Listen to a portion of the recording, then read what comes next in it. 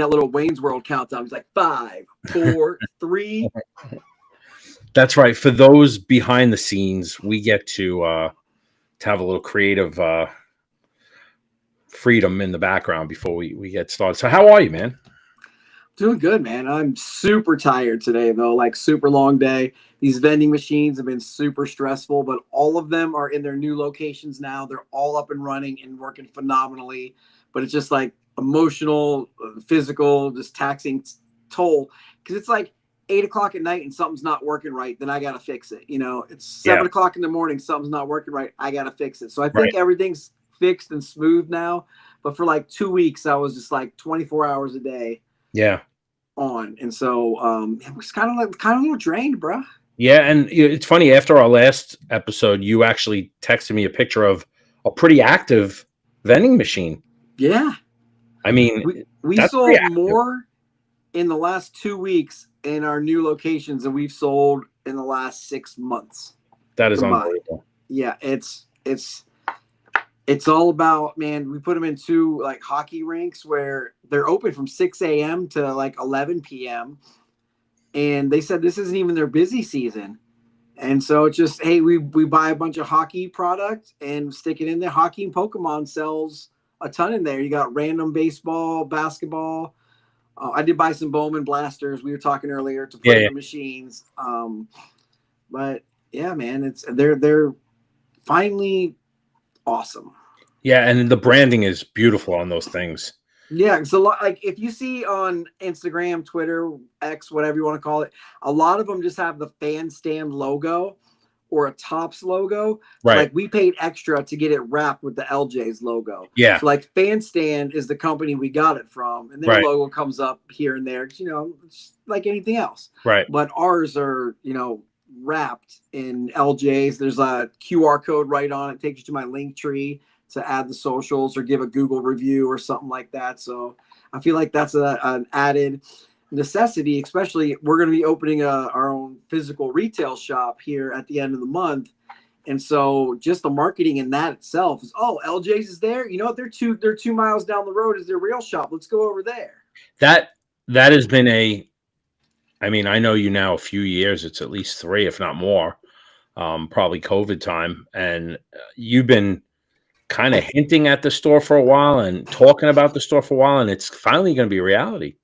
Yeah, just talked to my boss today. We're going for target date is June 1st to open, and I went by. All the renovations are done. We just gotta move in. I mean, we've been pricing cards for 2 years, so we've got all the singles you need, and it's just getting the sealed product from Fanatics, and I mean, we might end up getting some from Blowout or one or the other, until we can get our allocation where we need it to be. But we're gonna be a full-on retail shop here in less than 30 days. And an event driven, right? A lot of social, just really marketing out the ass, right?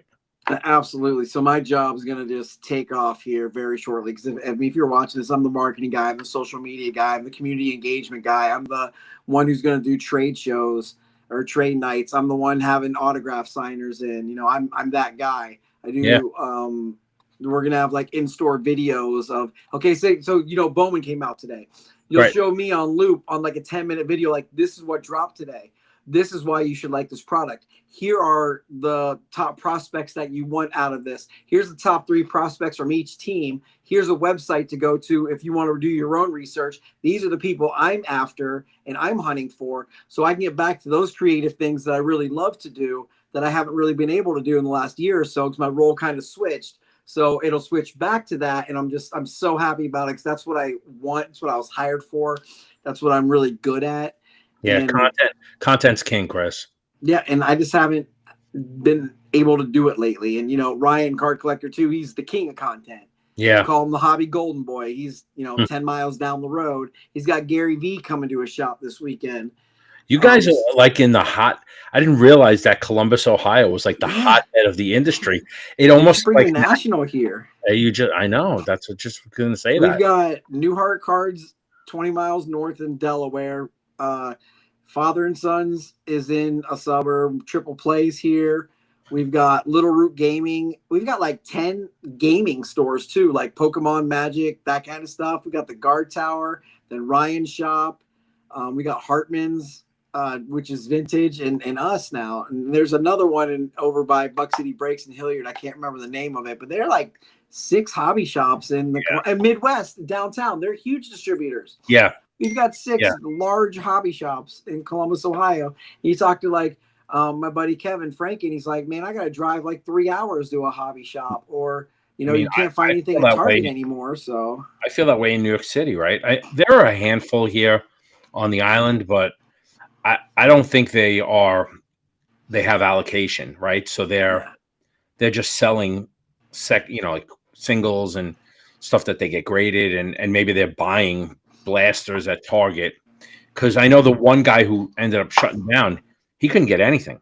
Now he could get a shitload of Pokemon. They were more than willing to sell him Pokemon. Pokemon is king right now. Yeah, back then, before he closed, it wasn't as hot as the cards.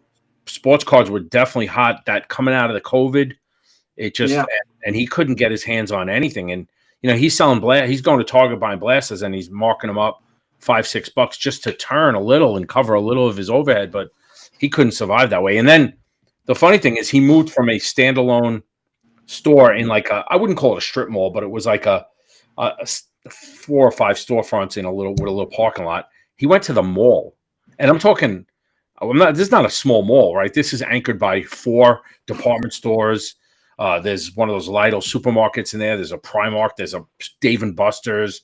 There's, it's a big. He went into the mall, and I know that the rent on just those little kiosks that are in the walkway are a fortune. I can only imagine what a storefront was. Well, I mean, he's not there anymore anyway. So it did. And he tried things.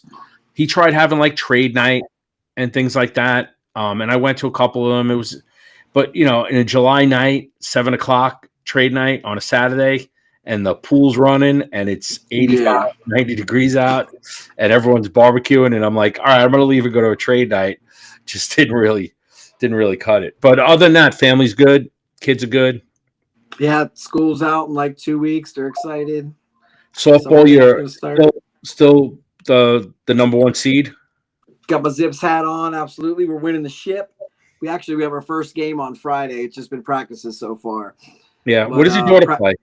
She pitches, right? She's pitching. She's a pitcher, a second baseman, and right center field. Because they can't, like the league she plays in, you got to play some infield, some outfield. You can't just play second base the whole time. Right. No, that's good. The next level up, she can. But right now, I like letting the girls play different positions anyways, makes them more well-rounded. So she's a good pitcher, good second baseman, good right center fielder. She wants to start learning how to catch. So maybe like the catcher position. That may be. I'm laughing. She can catch very well. Yeah, it might be helpful for an outfielder to be able to catch. No, but she wants to try the catcher position. So maybe this offseason we'll get her some lessons. Now, will she watch baseball with you and softball? Yeah. And will she? So she's not only just playing because her friends are playing. She's actually into the sport. Oh yeah, she wants to go to all the lessons and go to the batting cages. We're out in the backyard over the weekend hitting off a tee into a net. She tosses 100 balls with my neighbor every day to earn a popsicle. Like, she loves it. That's awesome. Yeah, my daughter will be home soon, right? She's finishing up her grad year, and then she'll be heading back to New York. I just got back from LA. I was there Saturday. I got there Saturday morning, and I left yesterday into Newark. I don't know if you're familiar with what's going on in Newark, but they're canceling hundreds of flights daily because they just don't have personnel. And going there, my flight was on time. We were ready to start boarding, and the crew wasn't there. So they had to delay boarding. And once they start delaying boarding, then it starts getting into delaying flights, and then it starts getting into canceling flights, right? And already knowing that we were having a mess at Newark, I was concerned about getting there. But we got there all right. And then yesterday coming home, I had an 8:25 a.m. And, when you're flying west to east, you lose the 3 hours. So I wasn't landing till about 5 o'clock. So the whole day's on a plane. The 2 flights before me, basically in every hour, there's a flight from LAX direct to New York on United. And the 6 a.m. canceled. The 7 a.m. canceled. Mine was the 8:25 a.m. delayed.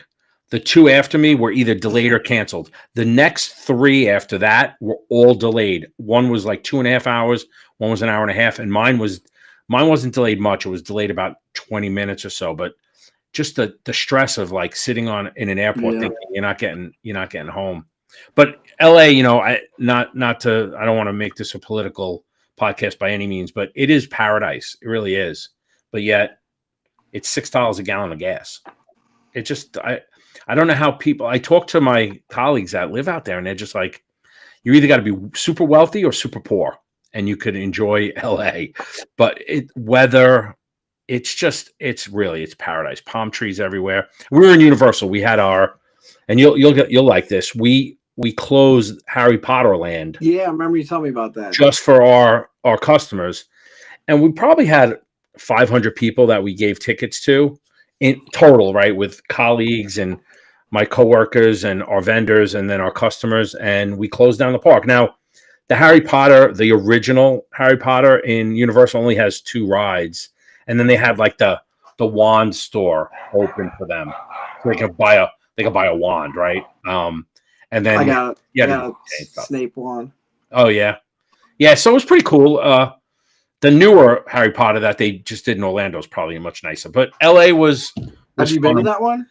No, it just opened, right? I don't even think it did. I've been there 2 or 3 times. No, you're talking about the original.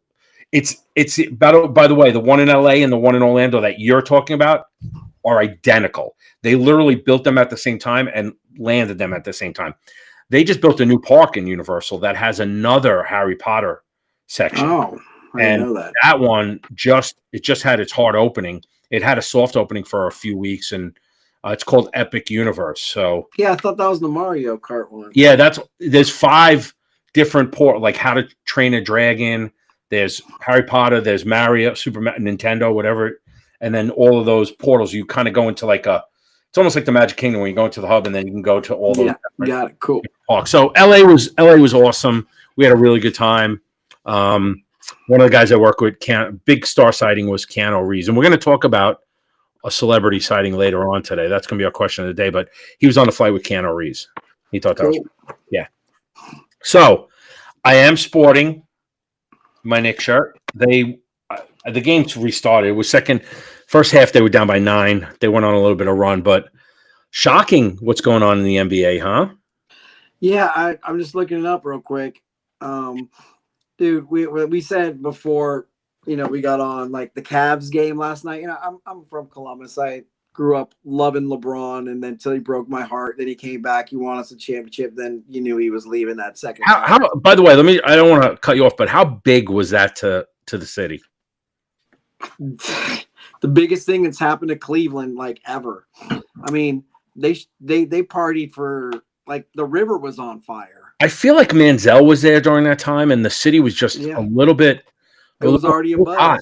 Yeah, it was a buzz, right? 2016, and so the Cavs are the biggest choke job since Duke Houston. Like, there's zero chance they should have lost that game, and they did. So, Halliburton's playing a little bit out over his head right now. Unbelievable. Like, they should have lost to Milwaukee, but they didn't. It's almost one of those. They should have lost to Cleveland. Then you should have lost to Boston. Then you should have lost to the Nuggets. And then you're on the ship. Speaking of the Nuggets, did they win last night? Yeah. Aaron Gordon. Oh, they won. Right. They beat Oklahoma City. That's right. Yeah. In game 1, he hit that 3 at the end. Tonight's probably game 2 on that. So they're up 1-0. Last night was Golden State. And now they're without Steph. Yeah.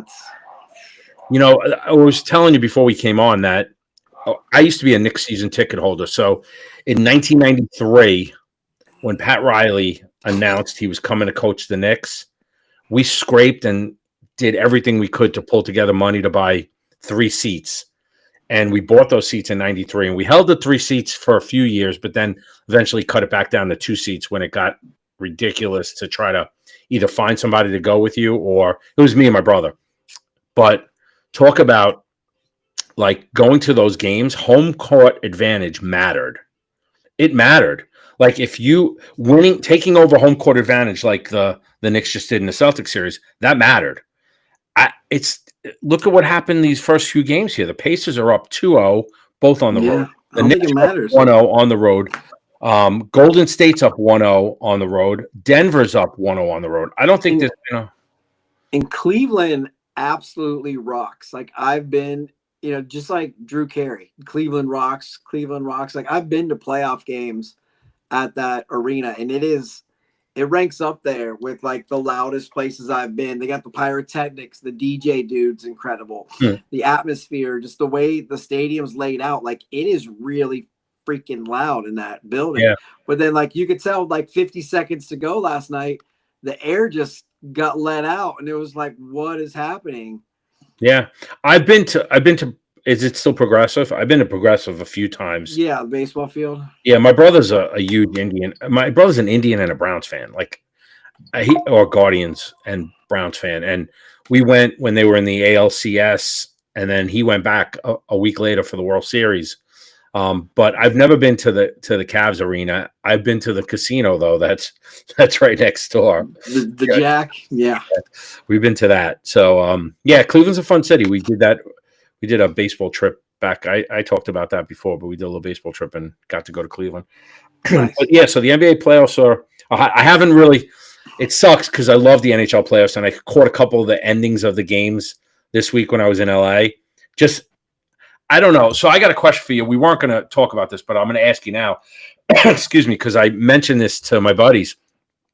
Is it more exciting to score a goal in overtime and just end the game, or is that last minute when the other team's got the goalie pulled and it's just that flurry on that last minute? What's more exciting? I got to tell you, that Dallas game, that last minute, and when they were just like, it was nonstop and the goalie was just under fire, and then they finally got the puck to center ice and then put it away with the empty netter. And it was just, to me, that was so much more exciting because you're watching that clock and you're like, are they gonna put one in here and tie this game? And I don't know. What do you think?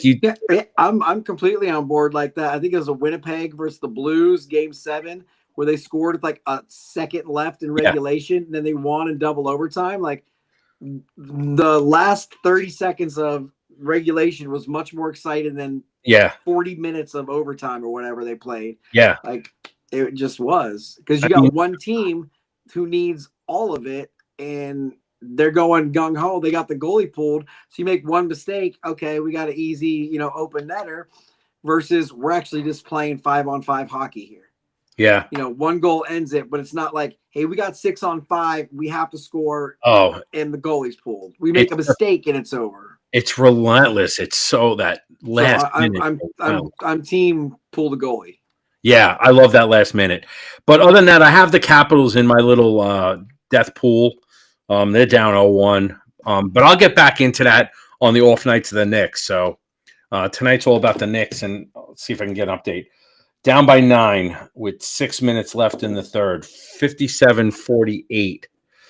They're in striking range, right? They were down by 20 the other night, so they got to keep it close. They can't let it get away from them. Yeah, I don't know if Boston's going to miss 45 threes tonight, though. So isn't that ridiculous anyway? That a team. The NBA to me, like, unless it's the playoffs, is almost unwatchable for that reason.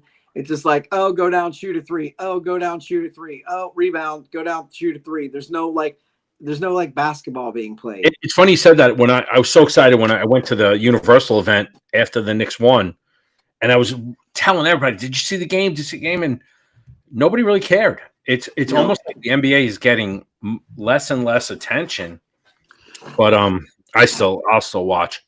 Well, also, I believe the NBA. I hated when ESPN got rid of baseball tonight, and they basically have no baseball coverage at all anymore. They're losing the NBA licensing to NBC now. So I'm like, is ESPN even going to be a thing? Because there's no Stuart Scott. Scott Van Pelt's the only one worth anything. Rich Eisen's gone. Dan Patrick's gone. You got a bunch of no names who can't even pronounce names on there, and no one's watching SportsCenter anymore. It's just a bunch of Stephen A. Smiths yelling at the other guy. Only person who knows anything is Dan Orlovsky. That guy's a genius. I think Everybody else is Disney's just talking Disney's head. going to spin. They'll spin that off. It's just it's bad, man. I can't even watch it anymore.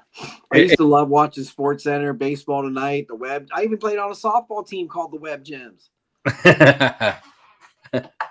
So baseball. Speaking of baseball, Yankees are in first. Detroit in the Central. Seattle, surprisingly, out west. The Angels got off to a hot start and then just in typical Angel fashion have fallen apart. But I'm talking about Seattle for a second, like, and kind of mix it with the hobby talk. Like J-Rod has really fallen from grace, right? Like I really went heavy in him. I got a bunch of his SP rookie cards, and they came back Gem Mint 10s. I had them graded. They're just sitting in a box right now, and I think at one time that card was pushing $600. Yeah, I remember like $300 raw. Che was selling one. I hit 2 of them out of 2 boxes. So it's a really good looking card. Are you talking about the horizontal? The horizontal one. I sold one 300 raw, exactly like you just said, immediately. That's a really good looking card. And then I have the other one graded. And then I have a couple. And then he was July Player of the Month on Topps Now.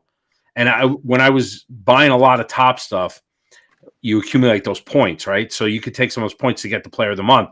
And it was the year he won the home run derby. So the card actually came back. So it's got the rookie card shield on it. Oh. But it was an error card because it had no name on it. Oh, it either had no month or no name. One of them was an error card. And then they sent the replacement one. So I had them both graded. They both came back 10s. But nice. Again, the guy's not, it's nice, is worthless, right? Because Cal Raleigh is who's been crushing it. This hobby is so crazy because we were at National in, I'm gonna say Atlantic City, but then I may now say Chicago because I think my daughter was with me. I bought a box of triple threads, and there's only like 6 cards in there, right? And you're like, drop $400 on a 6-pack card, and I got a Cal Raleigh like auto patch, rookie card patch, and if I tell you, I probably sold it for $15 or $20. Yeah, that's the hobby. Anything else on baseball? The Mets, Cubs, Dodgers out in the National League. I mean, I feel like I'm a Reds fan. It's been, hey, we're going to win 7 in a row. We're going to lose 7 in a row. We're going to have a huge run differential because we're going to win by 30, but then we're going to lose a whole bunch of one-run games. It's like, I'm sick of them ruining my day. So I do feel like this is that weird time in baseball, right? You get the hype of the beginning of the season, right? And then now you have the NBA, NHL players. You just had the NFL draft. There's been some trades. My Cowboys picked up Pickens from the Steelers, right? There's some stuff going on. And I think baseball just kind of took a little step back, right? Like, who cares about the Yankees? Listen, Yankees Padres is pretty cool, right? Because it's interleague and the Padres are playing well and it is the Yankees. But does anyone really care if the Mets are at the Diamondbacks, right? Like, it's not a big deal. Now, baseball will get big as soon as all of the other sports are done, and then they own the summer until, of course, training camp. But the NFL training camp, they say that, and this is, I know you know this is true, an exhibition game will outdraw like a regular season baseball game, even a baseball season baseball game. But since we're talking TV ratings, let me just bring one thing in here. So Caitlin Clark's Indiana Fever played against Brazil back in Iowa. Okay. Nationally televised game. They averaged 1.3 million viewers. Angel Reese and the Chicago Sky and all the other celebrities on that team played the same team. Went back to LSU, played at her home stadium. They had like 300,000 viewers. Like Caitlin Clark had 1 million more viewers. You want to talk about, oh, I'm the face of the NBA? Like, no. Caitlin Clark is the face, not just the WNBA, but right now, like, of basketball. Okay. Since you just said, oh, you're going to say all of basketball. Who else would it be? It's not the Joker. He's not marketable. It's not SGA. I mean, is it still LeBron? Even though he's not the best, he's still the face, like Giannis. No, it's not Giannis. It could be Tatum. It could be Tatum. See, if you gotta say could be, it's not. Yeah. You know all right. So hockey's hard. I will never be able to tell you. It's maybe McDavid, right? Is probably the face. Connor Bedard. Well, Oh yeah, McDavid's the Bedard from face. Chicago. Yeah, Bedard's not there yet. I mean, how's Ovi not the face? He yeah. just Well, broke the goals record. then you'd all. Yeah, that's true. Maybe he's getting a little bit of that right now. But what about in baseball? Is it Ohtani still? I think it is because he's marketable, but it should be Judge. Yeah, I think Judge. I Yeah. think. You need something? Good night. I love you. Cooper wants to say good night. Good night, Coop. Like, I think Witt. I think Witt is up there. Yeah. Absolutely. He's having. Soto's not what he thought. No. Acuna's not. But he's not marketable. Soto wasn't marketable anyway. I don't think. You know who's the face of baseball? Jesse Winker. Yeah, Jesse Winker. Well, at least in your household. Yeah, my daughter is a huge Jesse Winker collector. At least in your household. Those who are watching. Yes, I think Skeens. Who's on the show? Skeen on the cover was Skeens, De La Cruz, Ellie. And it was Gunnar, right? I don't. Was it Gunnar Henderson? I think those. I'm not sure. I didn't buy it this year. I want to. I might. I've been playing a lot of Fortnite lately. I saw that. I saw you posted that. So speaking my of kids TV got me into it. I'm addicted now. Speaking of TV ratings, you watched the Derby or not a big deal? Yeah. It was great. My parents were like, "Hey, we're going to take the kids for the weekend." So my wife and I had us a random date night. Went to see the Thunderbolts, and then went to the local restaurant bar, sat and watched the Derby. Yeah, great. Thunderbolts got some good reviews. I saw in our little group. I liked it very much. I thought it was the anti-Captain America. Captain America, the new one, had a lot of incredible fight scenes. The storytelling was terrible and predictable. Like, you knew what was going to happen. And then this one was a riveting story, kept you interested, was incredibly well told, but there weren't that many cool fight scenes. Right. So it was like, I thought it was excellent. I loved it. Now Cooper wants to go, so I'll take him. I have two, like when it comes to shows like that, I have two bucket lists. One, I want to redo the whole Star Wars, but I'm talking everything, right? The shows, the movies, the shorts, everything A to Z to kind of get that, because I want to see everything in order. And then I have Marvel. I want to do the same thing with Marvel, right? I've seen all the movies, but I haven't seen them the way I want to see them. I saw them. I think maybe when I had my back surgery or something like that. Went through with like the whatever Cinemark says you should watch them in this order. Yeah. Becky and I went through and like 1 week watched, because I had back surgery. I couldn't get off the couch and she had to take care of me. So we just watched them just straight through. But then if you go on Disney Plus, it'll tell you like watch. Well, I think you can do it on Disney Plus. I don't know if they tell you, but you watch like Captain America, and then you watch the show on Disney Plus, of the agent that he ends up with, right? Her show, Agent Carter, Agent Carter, right? And then you watch the second Captain America, and then you watch like one of those, the clip Winter Soldier, like all of that stuff. But they have you bouncing around with shorts and stuff. Yeah, the Derby was fun. I watched it from LA in my room as I was getting ready to go. I was exhausted just flying across country, but my wife won the best bonnet she went out with her girlfriends. Nice. And she won the best bonnet. So they gave her a gift card at the restaurant bar she was at, which was good. I wore my finest shoes. Which are? I don't know if you know that I'm a sneaker guy.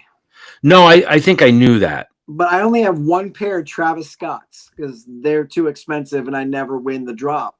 And I won the drop. And so I said, I'm wearing my Travis Scotts. Very nice. So I tried being a sneaker guy. So I have like 2 pairs of Jordans that came out like on a release, quote unquote, and I've never worn them. They're sitting in the boxes, right? And which is a waste. I have the first Kyrie Irvings that release, so I thought those were pretty cool. And then the only other one that I think that I have that I would consider myself a sneaker guy is the 2 Jordan. Oh, I have like the panda bears, right? The Dunks lows. The Dunks, yeah. Other than that, like I'm wearing On Clouds and Allbirds and hey man, I bought some Otanis for my coaching shoes. I'm out there in style. Is that New on the Balance? Softball field. Is it New Balance? Otani? Yeah. Yeah, he signed with New Balance, right? He's in that commercial. New Balance signed like I can't think of it at the moment, like 3 or 4 huge names. I like New Balance And for like working out for sure. So I'll make you laugh. When we were in LA, my company asked me to do the live stream as we were doing the trade show. So I was walking around with a microphone and my photographer and interviewing vendors and customers and asking them how they were enjoying the show. And one of the guys needed he had a dog toy that was they claim indestructible, right? So big plug to this company called Bionic. They have this engineers that really created these. The way they're designed, that when the dog's pulling on them, that the energy is going against the dog, so he can't pull more. It's amazing, right? But anyway, they have a ball, and they put it in one of those ninja blenders, and then the ball comes out like completely unscathed. And then they had this, like, oh, my lights went out. They have this pivot thing. Let me put my lights back on. There we go. They have this like piercing thing where you put the ball there and they try to like pierce but you need someone to be able to pull that thing down. So the guy, of course, on live stream says, "Hey, you look like you work out." And I said, that's all he had to say now on live stream, and let people. Now you're in. Yeah, and that's what I said. That's my wife's going to kill me when she hears that. But yeah. So that's about it on the sports side. I think we'll see what happens with the rest of these playoffs. Hobby, big day today. Today is a big day. You know what today is, right, Chris? And it's a national holiday. It is I'm going to share my screen here. If you are a fan of the hobby, today is Bowman release day. It released today. I feel like, I don't know why, I feel like this design is very similar. They all look the same. Yeah.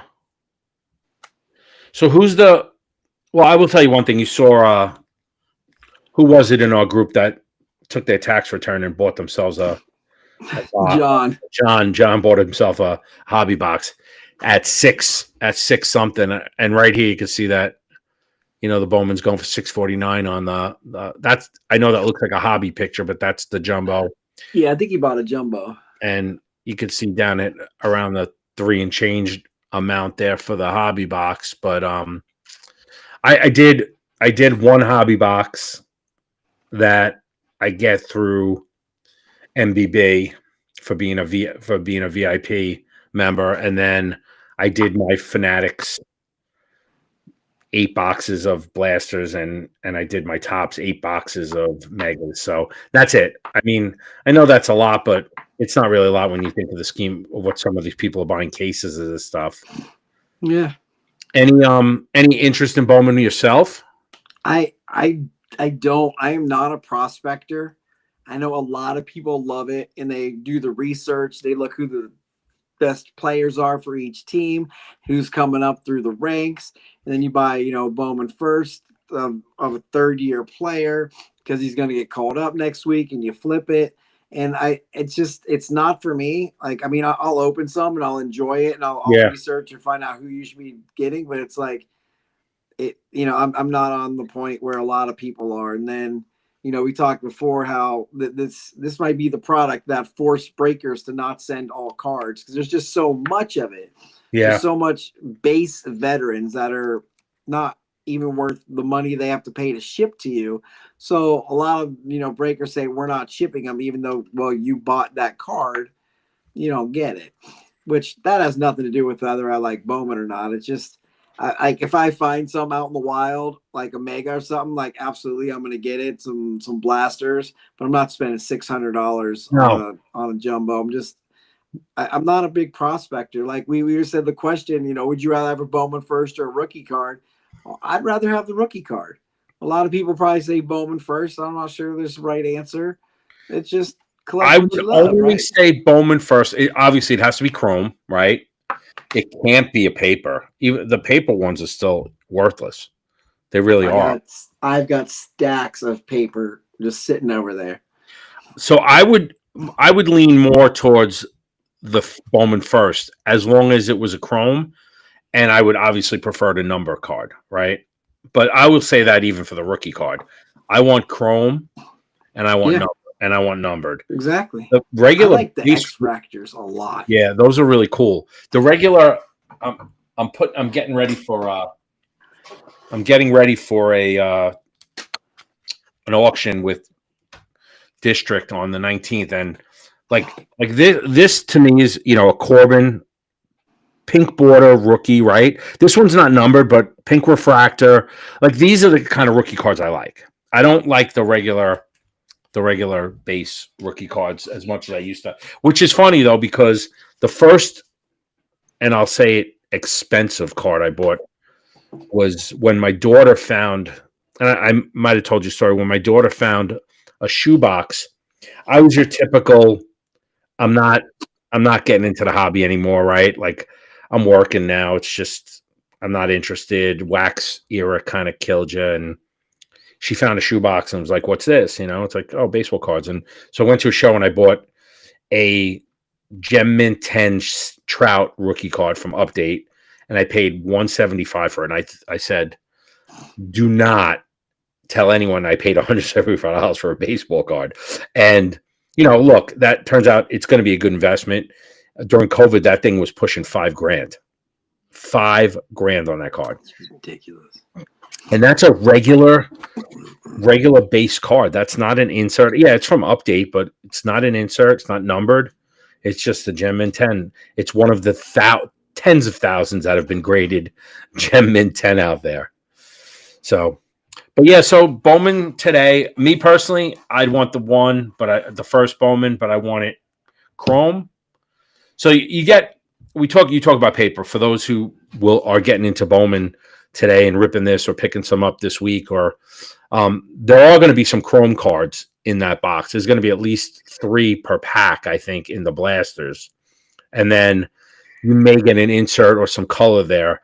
You're not going to, the chance of getting an auto in the blasters is low, but the chance of getting one in a mega is a little bit higher because I feel like those mega packs are what make up. Yeah, exactly. Autos. And I've gotten autos on the mega packs. So I got a question for you, Vito. Are you a rip Bowman, put it away for 3 years, come back to it, see who's still in the box kind of guy? Or are you a, hey, I just got the number 1 prospect and a number card, I'm selling it tomorrow? I'm both. So I would say if you behind me, I have rows of just Bowman boxes and the double wide shoe boxes, and I have them sorted by paper. Then I have them sorted by first paper. Then I have them sorted by chrome. Then I have them sorted by first chrome. Then I have them by inserts and by mega. So I keep them like that. And then as I'm getting ready to sell, like this upcoming show is going to be on the 19th. I'll pull out the 2021 box, which is now 4 years old, and I'll start looking through this, and I'll see some familiar names, and I'll be like, all right, I know somebody wants this stuff now. So then I'll start putting together some lots of firsts and things like that.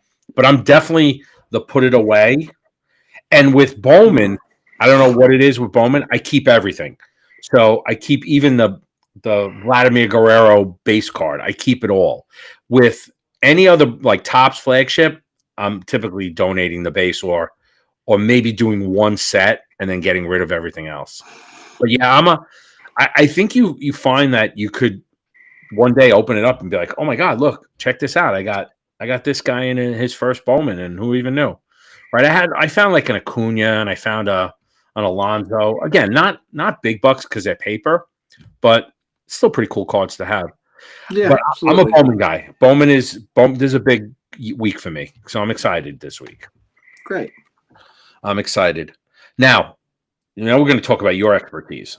You mentioned Pokemon drops and Poke Center. What Poke Center?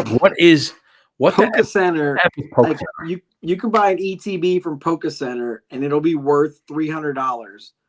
And you bought it for $60. You can buy the same one for Target. It's worth $100 because you get the little promo card inside that says Poke Center on it, so it makes it more rare. But lately they've been doing drops, and you've got to like get in a queue. And you'll be like on when it's your turn, you'll be there for like an hour. So I'm like, before it was you just got on, and if you got lucky, you add to cart, check out. But now they added like a queue. You have no idea what number you are in line, and it's just a mess. The site keeps crashing because right now you can buy $40 booster box and sell it for $120 on some of these products. It's almost like 2020 Prism Blasters again. You just buy it, flip it. But why did these get so hot again, Pokemon? I cannot figure it out. I've been trying, and I've been grading a ton of my Pokemon cards because I just want to sell them. But it's just I really think this is what I think is the prices have stayed the same. So sports cards, the prices of blasters now, I mean, are $30, $40, but the Pokemon's still the exact same price. The print runs are gonna go, they'll go through one round, and then like a couple months later, they may release another set, they may not. And then there's just so many new sets, and like the art is so like this card isn't even worth anything. But look how nice it looks. Yeah. Like that is awesome. Or like this one. I wouldn't know the first thing. And I guess it's because my daughter wasn't into it. So that probably helps. Your kids are into the Pokemon, right? Yeah. And this is like a $200 Charizard right here. This is a copy of the base set, but it's from Celebration. So this is the last one we needed to complete the Celebration set.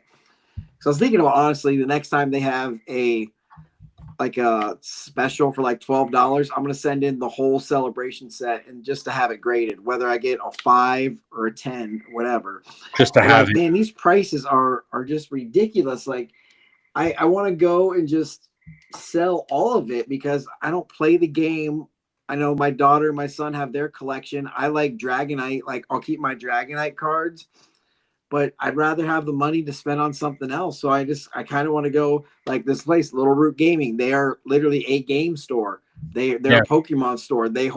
Two people were playing Pokemon in there when I went into it today. Just take them all my stuff. Like, here, make me an offer. Okay, thanks, bye. You're definitely selling Pokemon in LJ's. Oh, right? Yeah, absolutely. And then you have graded stuff too, Pokemon for LJ? Yeah, we have hundreds of graded Pokemon cards already labeled, marked up, ready to go. Silly question. Do you have a Pokemon expert? Or is that you? At the moment, it is me. Got it. We need to hire some experts in some things, which will. Yeah, I think once you scale, well, you're going to find that as you scale with a startup, right? I've had the luxury of working for a startup. We got 5 people right now, so. Yeah, you'll find that you're going to have to scale, right? And then especially if you really get this autograph signing thing down and breaker night and trade night, like, man, let me tell you, it's going to be a one-stop shop, and that's going to be a lot of fun. That's going to be a lot of fun, and I'm excited for you. Yeah, me too. Thanks. I'm really excited for you. Talking about grading, though, and this is before we go into our question of the week, this is the last thing I had. So I heeded your advice, and I did send in I think 15 cards to SGC. Sorry about that. SGC. See, I don't even know because I don't send that many cards to be graded. But I sent them out, and they received them on the 21st. It's now the 15 to 20 day turnaround. So I'm hoping this week we'll hit that 15-day. It's business days. So I'm like every day going on the app and looking. It moved from placed, received, and now I'm waiting for it to go to that next little turn. My question to you is, do I wait for the box to arrive and open, or do I sneak a peek on the app? What are your plans with the cards? So great question. About 50% of them. So let's say anywhere from 8 to 10 of them, I plan on flipping. I'd say there's 5 of them that I'm going to keep. Like I have Hometown Judge, right? I'm going to keep that one. Hometown Hero one. You look on the app. Yeah, you think so? Because you're going to sell it. That way you know what to do with it before it gets to you. And if it was all PC stuff or 90%, 80%, whatever, mainly PC, then you wait till it comes. But since you're going to sell most of it, you look that way. You already know what's coming. You can kind of get yourself ready so that as soon as it comes, you put it out that day. And they're also going to provide high-res images of the cards. Yeah, Like, see, when we get stuff shipped back to us at LJ's, we'll take those images straight from PSA and post them on right, eBay. So we can, because we do auctions, 7-day auction. We're gonna have that card before the auction ends, but we can get it up faster. So say Bowman comes out today, we rip a huge Bowman card, we overnight it tomorrow, pay for it the day it pops and it gets sent back. We know we have it. We'll be the first one to be able to sell that card. So hence we set the right, market. right. So that's kind of how we try to beat the system, make some money that way. Yeah, no, that's not a bad idea to do that. And you guys would overnight a card that obviously have certain value to get that done. If needed, we would fly somebody out there. There is some excitement about getting the box, right? Yeah. And opening it up. I was very team no look for a while, but then if it's PC stuff that I'm keeping, yeah, team no look all day.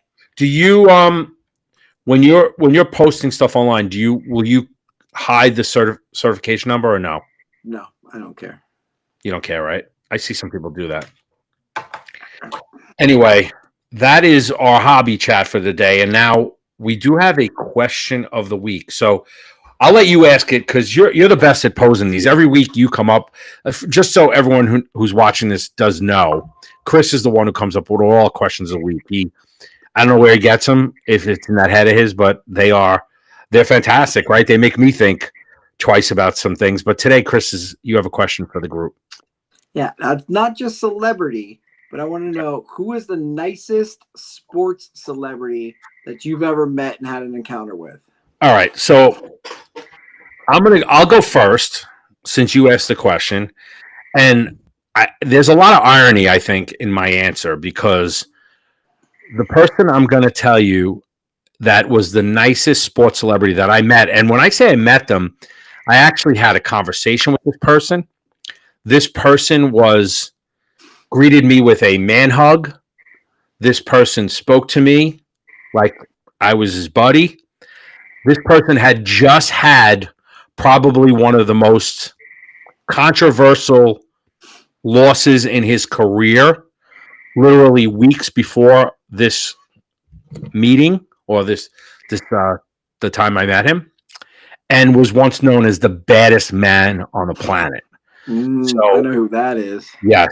So I was lucky enough, and I'll give a shout out to my boy Ira, who used to run a concert security business, and I did that before I got married. I worked for Ira at all these different concerts, and he gave me a gig it was a nightclub in Manhattan called Roseland Ballroom. It didn't fit, but it held about 2,500 people, and we had everyone from Pearl Jam there to Steely Dan, Dave Matthews.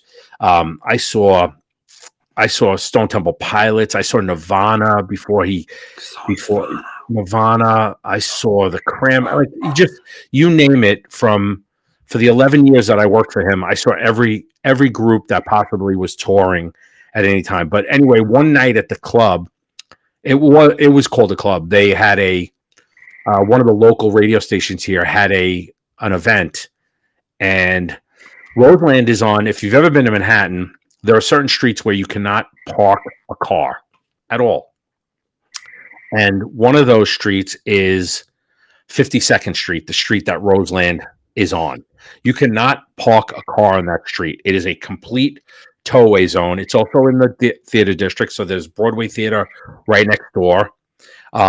Great restaurant right there, but for whatever reason, you can drive up the block, you can drop people off, but you cannot park there.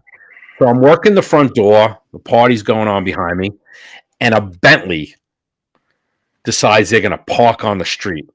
And my first reaction was this jerk off is going to get towed or booted or something's going to happen. And the front doors swing open in the nightclub, and it's Mike Tyson. And he had just lost to Holyfield, and he walked up, and I'm going to do my best Mike Tyson impersonation here. He walked up the stairs, and I was awestruck, right? Because, come on, who didn't love Mike Tyson? The guy was just amazing. And he talked to me, and I said, Mike, man, you got to watch your car out there. And his exact words, and I know we may have some kids watching, well, ain't nobody going to fuck with my vehicle, he said. And he gave me a man hug, and I walked him up into the VIP area, and he was just he was just polite. He followed me up, and no, dude, I'm not kidding. I'm not kidding. This is a true, honest story, right? And he said, ain't nobody gonna fuck with my vehicle, but it is typical Mike Tyson. But this was pre tattoo too, right? Pre face tattoo. So he didn't have his hangover tattoo. So that's my celebrity story. Who's the nicest and also the baddest man on the planet? So now I want to hear yours, and I know you have more than one because you gave me earlier. I went back and forth between Coach K and Peyton Manning, but I'm going to go Peyton Manning because it was more memorable for me. Oh, okay. Wow. I totally did not. That caught me off guard. Yeah. Because I mean, Coach K, I went into like the Duke locker room with his wife and stuff. That was just an amazing story. But that's what I mean. The Peyton Manning, he was playing in the Pro-Am at the Memorial Golf Tournament here in Dublin, 20 minutes down the street, playing with Tiger Woods, right? Wow. And so every tee box, everyone's just rushing, trying to get an autograph. Like they're pushing little kids out of the way and stuff. And this is a practice round. So I'm like, all right, whatever. Go with my wife and my brother. We're like, all right, well, we've seen enough. It's time to go. So they both go to the bathroom before we leave. So then we're walking away, and then I see him hit their shot. And I'm like, ball goes to the left. I'm like, there's a water hazard over there, this little bridge. Like, he's going to have to go over this bridge. Nobody is there. It was me and one other guy. Because I'd been to the course so many times, I knew that was there. We're like, you wouldn't know that he had to walk over this tiny bridge. Right. So he comes over to his ball, and I'm 5 feet away from him. So, excuse me, Mr. Manning, can I have your autograph? He looks over, he goes, just give me 1 minute, please. Let my partner hit his ball, and I'll be right there. Just answered my question, was very polite, said, yeah, I'll be right there. Takes a picture with me, signs my hat, and, just said, hey, thank you so much. That was very nice and stuff. He's like, yeah, I didn't want to be rude to my partner, so thanks for your understanding. Like, he was nice to me and didn't want to be rude to his partner when I was just like, I wasn't like, hey, let me get your autograph. Oh, my God. I was like, excuse me, Mr. Manning, can I have your autograph, please? And just that whole back and forth that he had and like the respect for his partner. And like they're playing a foursome, so it wasn't just him and Tiger. There were two other people playing with them. And then me and this other guy and his kid. And then my wife and brother missed it. And it was just me. And it was just maybe 30 seconds of interaction. And I've got, case right back over there with a autograph of Peyton Manning on it on my hat that I had on that day. That is a great story, right? I met him at a golf course. Yeah, some people get it, man. Some people get it. I will tell you the biggest, and this will be the last thing before we say goodbye for the night. The biggest dick I ever met was Justin Bieber. What a complete douche. Let me just tell you quickly what happened. I took my daughter to see Justin Bieber in Atlantic City, and I took my niece and my daughter to see him, and he was performing the next night at Madison Square Garden. So I didn't go to that one. I saw him a few times both in Brooklyn and in Orlando, but I didn't go to the show in Atlantic City.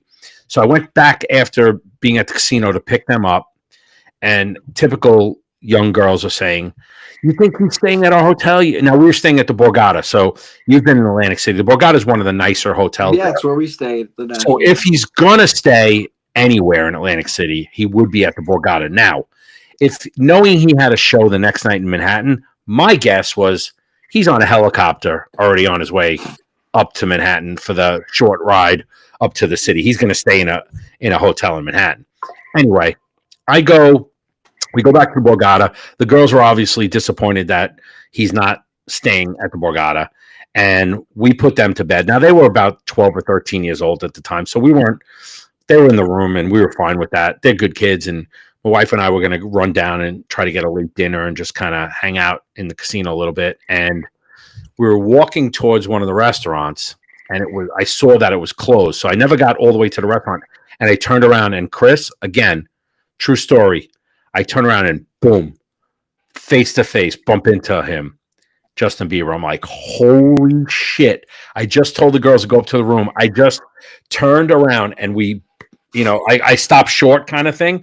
and turned around and boom, face to face. And I'm like, I tried getting a picture, and his stupid manager, Scooter Braun, whatever his name is, wouldn't let me take a picture. And I said, dude, I saw him 4 times. I said, he just came from the concert.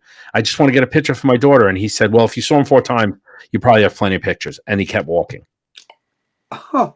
And now then I got my daughter from upstairs, and they were able to see him in like the poker room. But Dick celebrity, Justin Bieber, awesome, nicest celebrity who could have, depending on if he took his meds or not that day, could have turned the wrong way, was Mike Tyson. But that's my story, and I'm sticking with it. Well, I got to share one then. The not nicest person I ever met. 2001 Duke basketball team was maybe the best basketball team to never win it all. And they're playing at Michigan. I went to University of Toledo, so it's like 45-minute drive, Duke at Toledo. So Jason Williams was on that team. Mike Dunleavy was on that team. Okay. And meet Jason Williams' aunt before the game, just by chance. And she's like, here, meet me here after the game. I'll take you down the court. You can meet the players. I got a shirt over there. I mean, I got my one from when I met Coach K. I got another one signed by the 2001 team, except for Mike Dunleavy. Now, Mike Dunleavy was a Duke superstar, an NBA superstar. Now he's like a GM for Utah or something. But he's about to sign my shirt. He literally has the pen in his hand. Someone says something to him. He goes, oh, okay, hands me the pen back and start. I'm like, dude, really? Like, you had the pen in your hand. He's like, sorry, man, what do you expect from me? I'm just one guy. I'm like, it's not like you had to walk over. You had the pen in your hand. And I'm like arguing with him as he's running into the locker room. That's gonna help. That's gonna help. Yeah, I mean, I'm just like, what do you like? You had the pen on the shirt and you just walked away from me. I mean, I was like 20 years old, so what am I doing being 10 years old anyways? But it just still to this day that rubbed me the wrong way. There's the whole interaction. Like Dante Jones was incredible. Jason Williams was incredible. Like Sheldon Williams. So we're calling out Mike Dunleavy today, and we're calling out Justin Bieber. So when they see this video, they'll know we personally called him out.